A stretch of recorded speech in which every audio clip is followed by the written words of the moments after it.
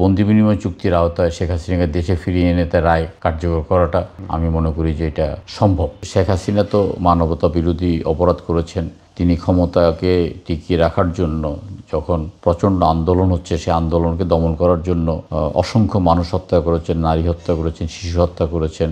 তো সে কারণে বিচারে তো ওনার সর্বোচ্চ সাজা যেটা পাওয়ার সেটাই উনি পেয়েছেন, ফাঁসির রায় হয়েছে।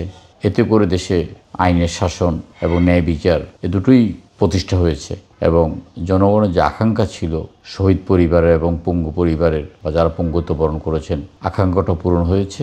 আমরা মনে করি যে এখন দ্রুততার সাথে এই রায় কার্যকর করা আমাদের সকলের দায়িত্ব। জীবনের সব আয়োজন এখানে একসাথে।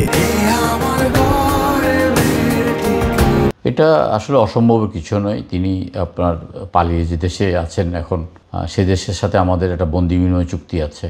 তো বন্দি বিনিময় চুক্তির আওতায় শেখ হাসিনাকে দেশে ফিরিয়ে এনে তার রায় কার্যকর করাটা আমি মনে করি যে এটা সম্ভব। এখানে অসম্ভবের কিছু দেখছি না।